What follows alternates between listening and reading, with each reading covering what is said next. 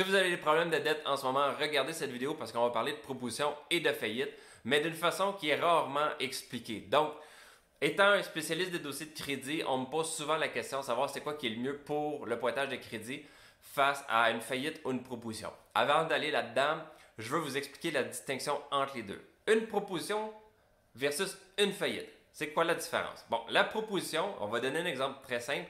Mettons que vous avez 100 000 de dette.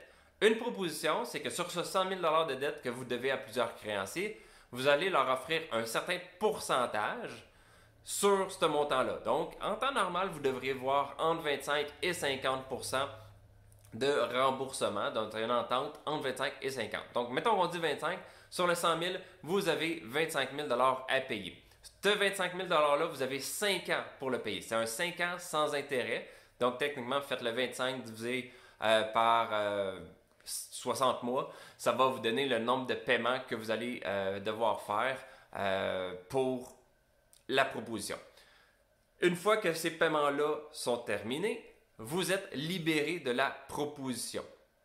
Dans le cas d'une faillite, vous avez le même 100 000 $ de dette. Ce qui arrive, c'est que la faillite, vous allez déclarer faillite et tout simplement, c'est quoi? C'est que vous ne payez rien de toute cette dette-là. Il va y avoir des frais par contre. Il va y avoir des frais parce que pendant 9 à 21 mois, et là je ne rentrerai pas dans les détails du 9 à 21 mois parce que c'est basé sur vos revenus et certains critères, certains tableaux. Mais en gros, dépendant de vos revenus, vous allez faire une faillite soit de 9 mois ou 21 mois. Et dans ce temps-là, vous allez avoir un montant à payer qui va être en lien avec les frais du syndic et certaines affaires parce qu'ils ont des tarifs qu'il faut les payer. Donc, pendant ce 9 à 21 mois-là, vous allez avoir un petit montant à payer.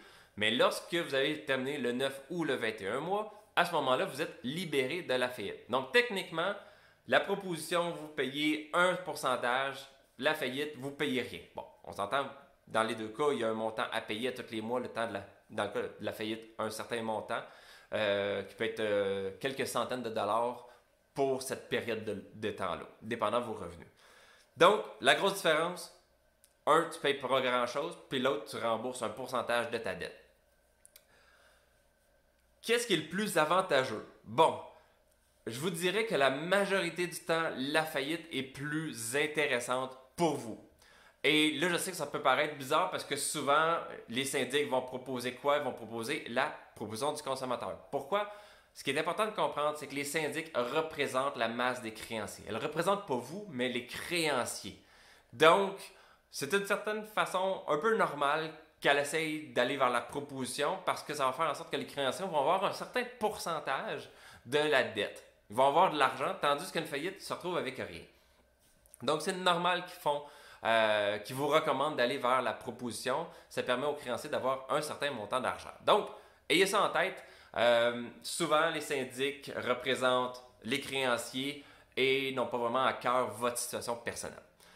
Donc, c'est quoi les situations où est-ce que ça peut être avantageux de faire une proposition versus une faillite? Donc, la majorité du temps, la faillite est bénéfique, sauf dans certaines situations. Une des situations, c'est dans l'éventualité que vous avez un titre professionnel que vous allez perdre dans l'éventualité que vous faites une faillite. Donc, si vous faites une faillite et que vous êtes un comptable, bien, vous allez perdre votre titre professionnel. Donc, à ce moment-là, on va vers la proposition pour ne pas perdre le titre. Une deuxième situation, mettons que vous avez de la famille dans un autre pays et que vous voulez les parrainer pour qu'ils puissent venir ici vivre au Canada. Donc, à ce moment-là, vous ne pouvez pas faire ça lorsque vous êtes dans la faillite, le 9 ou le 21 mois. Donc, si c'était votre objectif, il va falloir soit attendre 9 ou 21 mois pour le faire, ou sinon, passer par la proposition, là, c'est possible.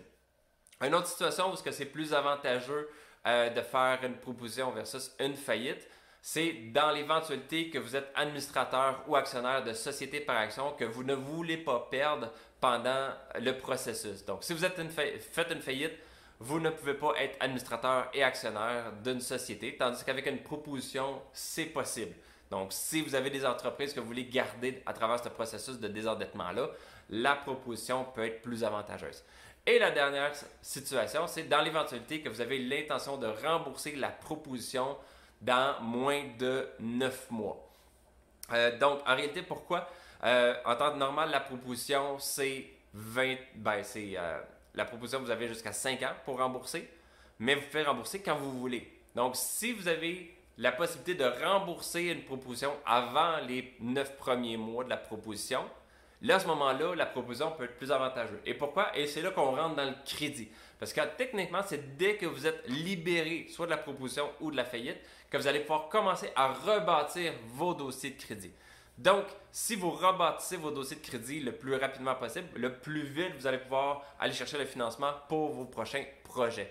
Donc, la faillite est souvent plus avantageuse de ce point de vue-là parce que c'est soit 9 ou 21 mois, vous êtes libéré, vous pouvez commencer à rebâtir vos dossiers de crédit, tandis que la proposition, si vous attendez 5 ans, à ce moment-là, ça prend 5 ans avant de commencer à être libéré pour pouvoir commencer à rebâtir vos dossiers de crédit. Donc, il y a comme plusieurs petites notions aussi que je pourrais rajouter. Je ne vais pas faire une vidéo super longue. Si jamais vous avez des questions par rapport à tout ça, c'est votre situation que vous aimeriez savoir, vous pouvez prendre le temps de me poser des questions. Ça va me faire plaisir d'y répondre. Mais grosso modo, là, je vous ai donné les points importants où est-ce que vous comprenez que souvent la faillite peut être plus avantageuse qu'une proposition parce qu'on peut rebâtir les dossiers de crédit plus rapidement puis qu'on n'a rien à payer pratiquement pendant la faillite. Tandis que la proposition, on a un pourcentage, puis ça peut être plus long avant de commencer à pouvoir rebâtir ces dossiers de crédit. Donc, petite vidéo pour vous donner de l'information sur la proposition et la faillite. Bonne journée.